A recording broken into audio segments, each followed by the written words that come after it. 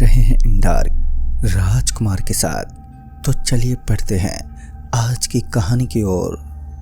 दोस्तों, कहते हैं कि एक ट्रक ड्राइवर लोगों की इन जरूरतों को पूरा करता है जिसे हर कोई नहीं कर पाता। आज की ये कहानी अभिनव नामक एक ट्रक ड्राइवर की है। वैसे तो भूत प्रेत के किस्से व कहानियाँ सुनसान इलाकों में काफ़ी मशहूर होती हैं, लेकिन ये कहानी गुजरात की है और गुजरात के रहने वाले अभिनव बताते हैं कि किस तरह एक रात ने अभिनव की ज़िंदगी को बदल दिया। अभिनव आज अपनी ट्रक लेकर हमेशा की तरह डिलीवरी करने के लिए निकल रहा था। आज उसका कोई हेल्पर उसके साथ नहीं था। सड़क पर गहरे सन्नाटे की एक चादर बिछी हुई थी। अगल बगल में चारों तरफ सिर्फ सन्नाटा था। ऐसा प्रतीत हो रहा था मानो गाड़ियां इस सड़क पर चलती ही ना हो। तो वहीं अभिनव की ट्रक अच्छी खासी रफ्तार के साथ उस सड़क पर दौड़ रही थी। सर्दियों के मौसम में कांच को बंद करके ट्रक को भगाने का एक अलग ही मजा होता है, अपना एक अलग ही एहसास प्रदान करता है। कुछ देर तक तो ट्रक सड़क पर दौड़ती रही, लेकिन जब अभिनव के पेट में कीड़े बवाल मचाने लगे या फिर यूं कहें कि भूख आतंक मचाने लगी, जिस कारण अभिनव की आंखें किसी ढाबे को तलाश करने लगी। खैर उसे कोई ढाबा तो नहीं मिला, मगर एक शराब का ठेका नजर आया। तो अभिनव ने उसके बगल में अपनी ट्रक को ब्रेक लगाया और फिर ट्रक से नीचे उतर गया। ट्रक से नीचे उतरने के बाद वो उस शराब की दुकान के पास पहुंचा तो उसमें एक अधबूढ़ा आदमी बैठा हुआ दिखाई दे रहा था। अभिनव एक हल्की सी आवाज़ देते बोला, अंकल जी 100 रुपये वाला एक पैक देना ज़रा। अभिनव की बातें सुनकर वो बुढ़ा आदमी एक हल्के और अजीब सी हलचल करते हुए एक पैक निकालने लगा और अभिनव के हाथों में थमा दिया। अभिनव बिना पैसे दिए अपनी ट्रक में दाखिल हुआ और जब वो विंडो की तरफ पलटा तो उसकी धड़कनें अचानक ही तेज होने लगी, क्योंकि उस ठेके का मालिक ट्रक की विंडो के पास खड़ा था और अपना हाथ दिखाते हुए अभिनव से पैसे मांगने लगा। उस आदमी की ये करतूत अभिनव को काफ़ी अजीब लगी, लेकिन उसने ज़्यादा ध्यान नहीं दिया और अपनी जेब से 100 रुपये का एक नोट निकाल कर उसके हाथ में थमा दिया।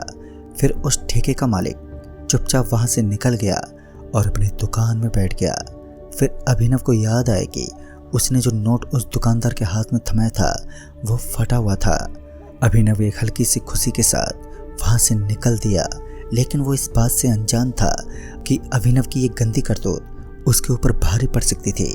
वो ड्राइव करता हुआ अभी आगे बढ़ ही रहा था कि उसे रास्ते पर लाल कपड़े में लिपटा एक आदमी सड़क पार करते दिखाई दिया। और जब उस आदमी ने अभिनव के ट्रक को देखा तो उसने अपना हाथ हिलाना शुरू कर दिया। अभिनव ने भी बिना कुछ सोचे समझे उसके पास ले जाकर ट्रक का ब्रेक लगाया। ट्रक का ब्रेक लगाने के बाद वो आदमी दूसरे वाले फाटक से होते हुए ट्रक में पहुंच गया और बाद में उस आदमी ने कहा, भाई साहब मुझे यहाँ से कोल्हापुर के लिए जाना है, क्या आपकी ट्रक उधर जाएगी? तो अभिनव ने अपनी मुंडी को हाँ में हिलाया और उसके जस्ट बाद ट्रक ने अपने पहियों को एक बार फिर से घुमाना शुरू कर दिया। अच्छी खासी रफ्तार में दौड़ती हुई ट्रक आगे बढ़ ही रही थी कि अभिनव के बगल में बैठा वो आदमी एकदम से बोल पड़ा, भाई साहब आपको ऐसे सुनसान रास्तों पर डर नहीं लगता? तो इस बात पर अभिनव भी हंसते हुए बोला, अरे नहीं भाई साहब, अब तो हमारी आदत सी बन गई है ऐसी वीरान जगह पर ट्रक ड्राइव करने की, और ये हमारा धंधा भी है। अभिनव की बातें कहीं ना कहीं सही भी थी, क्योंकि एक ट्रक ड्राइवर को चाहे किसी भी तरह का सन्नाटा हो या फिर किसी भी तरह का डरावना स्थान हो, उसे अपना काम कंप्लीट करना ही पड़ता है। और इसी तरह बातें करते हुए वो आदमी अभिनव से कहने लगा, शायद आपको पता नहीं है इस रास्ते पर कुछ अनोखी ताकतें निवास करती हैं जिनकी मशहूरता आसपास के गांव में भी फैली हुई है। अभिनव को इन बातों पर इतनी जल्दी कहाँ विश्वास होने वाला था। उसने उस आदमी की बातों पर जरा सा भी बिलीव नहीं किया, उल्टा उस आदमी को कहने लगा, अरे भाई साहब ये सब बोलने की बातें होती हैं, असल में ऐसा कुछ नहीं होता। मैंने तो आज तक इन चीज़ों को ना ही तो देखा है और ना ही इन पर ट्रस्ट किया है। उस आदमी के चेहरे पर अभी भी एक हल्की सी मुस्कान थी।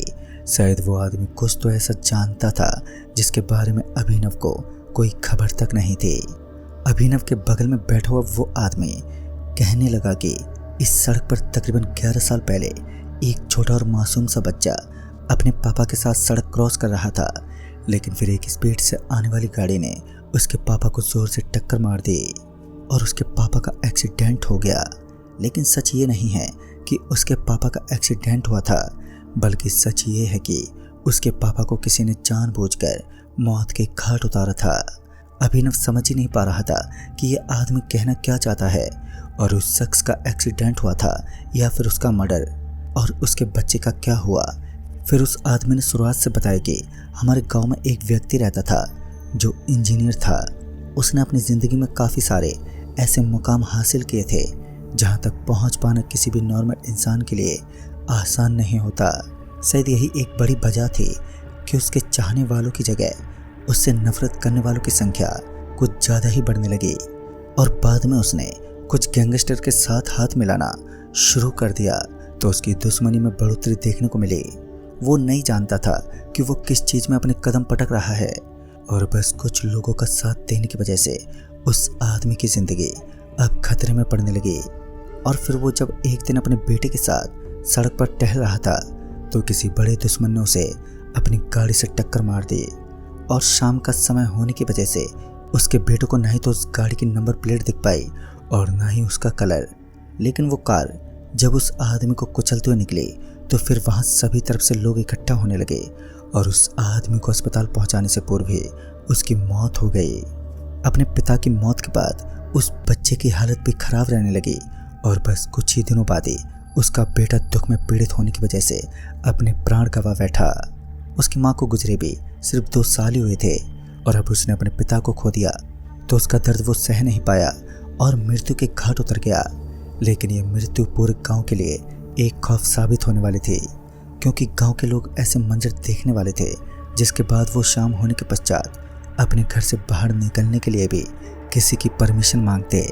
लगभग 12 दिन बीत जाने के बाद गांव में एक बार फिर सब कुछ ठीक होने लगा, लेकिन जब रात का वक्त होता तो अचानक ही गांव के बाहर कुत्तों के रोने और चिल्लाने की आवाज़ें सुनाई देती, और उन्हें ऐसा लगता कि उन कुत्तों के साथ साथ कोई बच्चा भी रो रहा है। लेकिन वो बच्चा कौन है और वो इस तरह विलाप क्यों कर रहा है, ये सब देखने के लिए जब गांव का एक शख्स उस दिन गांव के बाहर पहुंचा तो उसकी स्थिति बड़ी दयनीय हो गई। उसने ऐसा क्या देखा कि उसकी बोलती ही बंद हो गई थी। आज भी वह उस रात की बातों को याद करके एकदम से चिढ़ जाता है, क्योंकि उस रात के बाद उस आदमी की जुबान से आवाज़ आने तक बंद हो गई है। पता नहीं उसने ऐसा क्या देख लिया कि आज तक उसके मुंह से कोई आवाज़ तक नहीं निकल पाई, या फिर यूँ कहें कि उस दिन के बाद उस आदमी की जीभ उसके मुंह से बाहर ही नहीं निकल पाई। इतना सुनते ही अभिनव की नज़र सामने की ओर दिख रहे एक बोर्ड पर पड़ी, तो अभिनव ने पाया कि उस बोर्ड के ऊपर स्टे अलर्ट का नाम लिखा हुआ था। बड़े और लाल लाल शब्दों में खतरा लिखा हुआ था, जो यहाँ किसी अनोखी चीज़ या जानवर के बारे में खौफ जमा करता है। लेकिन इस वक्त अभिनव के पास कोई और चारा भी नहीं था। वो बस चुपचाप ड्राइव करता रहा। फिर उस बगल में बैठे आदमी ने कहा, भाई साहब, आगे का रास्ता खतरों से भरा हुआ है, तो हमें अपनी पूरी सावधानी के साथ आगे की तरफ बढ़ना होगा। और इतना बोलकर वो शख्स चुप हो गया। फिर थोड़ी दूर आगे जाने के बाद जब अभिनव ने अपने बगल में बैठे उस आदमी की तरफ देखा तो उसकी आंखें फटी की फटी रह गईं, क्योंकि वहाँ पर तो कोई भी नहीं था। लेकिन वहाँ से थोड़ी आगे शराब की एक बोतल रखी हुई थी जिसके ऊपर कुछ ताबीज़ बंधे हुए थे। कुछ पल के लिए अभिनव समझ नहीं पाया कि आखिर ये बोतल यहाँ किसने रखी है। तभी अभिनव के ट्रक से कोई जोर से टकरा गया, और इतनी जोर की आवाज़ सुनते ही अभिनव के हाथ पैरों में अब कभी छूटने लगी। अब उसने ऐसा फील किया मानो अभी अभी उसके ट्रक से कोई जिंदा इंसान टकरा गया है। और ट्रक की विंडो को नीचे गिराते हुए जब अभिनव ने पीछे की तरफ देखा तो उसे दूर दूर तक सिर्फ घनघोर अंधेरा ही दिखाई दिया। और वैसे भी ट्रक ड्राइवर का एक असूल होता है, जैसे ही उनके ट्रक से कोई टकराता है तो वो बिना कुछ सोचे समझे ही अपने ट्रक को स्पीड से भगाते हुए वहाँ से निकल जाते हैं। और कुछ ऐसा ही इस बारी भी अभिनव ने भी दिखाया। उसने भी ट्रक को अच्छी खासी रफ्तार के साथ दौड़ाना शुरू कर दिया और तुरंत ही वहाँ से वो निकल गया। लेकिन आगे का रास्ता तो बड़ा ही खतरनाक और डरावना लग रहा था, और सिर्फ झाड़ियाँ दिखाई पड़ रही थी। दूर दूर तक घर का कोई नामो निशान तक नहीं था, और इसी बीच ट्रक की रफ्तार अचानक ही कम होने लगी। लेकिन अब उन्हें ऐसा लग रहा था कि उसके हाथों से ट्रक का कंट्रोल अपने आप ही बिगड़ चुका है। वो बार बार एक्सीलेटर को दबा रहा था, लेकिन इसके बावजूद भी उसकी ट्रक अपने आप ही चलने लगी। फिर थोड़ी दूर आगे जाने के बाद उसके ट्रक के ब्रेक लग गए और सामने वाली हेडलाइट अपने आप ही ऊपर नीचे होने लगी और इसी हेडलाइट के बीच एक चमकता हुआ चेहरा अभिनव की दिल की धड़कनों को तेज करने लगा। दरअसल अभिनव ने देखा कि उसे अपने ट्रक के बिल्कुल सामने की ओर एक आदमी नजर आ रहा था जिसकी उम्र यहीं कोई 40 वर्ष के करीब लग रही थी। साथ ही उस आदमी ने अपने चेहरे को ट्रक के पीछे की ओर घुमा रखा था, जिस कारण ट्रक की हेडलाइट ऑन होने के बाद भी उस आदमी का सिर्फ पिछवाड़ा ही दिखाई पड़ रहा था। हालांकि उसकी कमीज लाल रंग में रंगी हुई थी, जैसे कि कुछ उसके शर्ट पर लगा हुआ हो, लेकिन वो लाल लाल धब्बे ठीक से दिखाई नहीं पड़ रहे थे। बाद में अभिनव ने अपने ट्रक को कंट्रोल करने की बहुत ही कोशिश की, लेकिन उसकी ट्रक अभी भी किसी अनजानी शक्ति के साए में फंसी हुई थी। अपनी पूरी कोशिशों के बावजूद भी वो असफल रहा और उसकी ट्रक एक बार के लिए अपने आप ही चलने लगी और ट्रक के अगल बगल में कुछ गिरा हुआ था जो फड़फड़ की एक अजीब सी आवाज़ निकाल रहा था। उसी समय अभिनव ना चाहते हुए भी अपनी ट्रक से नीचे कूद गया और नीचे कूदने के बाद जब उसने चारों तरफ के नज़ारे को फील किया तो उसने देखा कि वहाँ पर एक बड़ा सा मुर्दाघर बना हुआ था जिसके चारों ओर एक तारबंदी बनाई गई थी। पता नहीं वो कौन था, लेकिन उस मुर्दे के घर के अंदर कोई घूमता हुआ दिखाई दे रहा था। ऐसा लग रहा था मानो कोई इतनी रात होने के बावजूद भी उस मुर्दा घर में घुमाई कर रहा है। और अब अभिनव की इतनी हिम्मत नहीं थी कि वो अपने ट्रक को उसी स्थान पर छोड़कर उस मुर्दा घर के करीब जाने की हिम्मत करे, क्योंकि पहले से उसकी तो फटी पड़ी थी। और इतने में ही अभिनव को अपने सामने से एक बूढ़ा आदमी गुजरता हुआ दिखाई दिया। अभिनव बिना कोई विचार किए उस आदमी को आवाज़ देते हुए कहने लगा, अरे अंकल जी, आप क्या मेरी मदद कर सकते हैं? लेकिन इसके ऊपर उस बूढ़े आदमी का कोई भी रिएक्शन नहीं था। वो बुजुर्ग आदमी जंगली झाड़ियों की तरफ बढ़ता जा रहा था और अभिनव भी उस आदमी के बिल्कुल पीछे पीछे उन झाड़ियों की तरफ चलता गया। बाद में जब अभिनव का कदम एक लाश के ऊपर पड़ा तो अभिनव पूरा अंदर तक हिल सा गया। दरअसल अभिनव ने पाया कि एक इंसान का पूरा कटा हुआ शरीर उस रास्ते के बिल्कुल बीचों बीच पड़ा था और ये देखकर अभिनव की सांसें एकदम से उखड़ने लगी थी। और उसी वक्त वो बुढ़ा शख्स अपनी गर्दन को पीछे की तरफ घुमाने लगा और जब उसने अपना पूरा शरीर पीछे की ओर घुमाया तो अभिनव अपनी जिंदगी की कुछ बची कुछ सांसों को तेज गति से लेने लगा। दरअसल अभिनव ने देखा कि उस आदमी का मनहूस चेहरा इतना डरावना लग रहा था कि अभिनव इस वक्त अपने कदमों को इधर से उधर हिलाने तक की कोशिश नहीं कर पाया। अब अभिनव किसी पत्थर की मूर्ति की तरह उसी जगह पर स्थिर खड़ा रहा, लेकिन उस बुढ़े आदमी का पता नहीं ऐसा क्या मन था कि उसने एक बार के लिए अभिनव को घूरा तो सही, लेकिन बाद में उसने अपने कदम पीछे की तरफ हटा लिए और वो वहाँ से चल दिया। उस बुढ़े आदमी की करतूत काफ़ी अजीब थी। अभिनव भी उस आदमी की इन हरकतों को समझ पाने में पूरी तरह से नाकाम था, लेकिन जब अभिनव ने अपनी जेब से फ़ोन को निकालते हुए उसकी टॉर्च को उस रास्ते के बीच में पड़ी लाश के ऊपर डाला तो अभिनव ने देखा कि ये लाश उसी बुढ़े आदमी की थी जो अभी अभी उसके चेहरे को घूरते हुए यहाँ से निकला है। यानी कि मृत्यु के बाद भी उस बुढ़े आदमी का अस्तित्व यहाँ चारों तरफ मंडरा रहा है। अभिनव उसी वक्त तेज गति से भागता हुआ एक सड़क के ऊपर पहुँच गया। अभिनव ने उस समय अपने ट्रक की चिंता नहीं की और उसी समय वहाँ से भागते हुए पास में बनी एक फैक्ट्री के पास पहुँचा।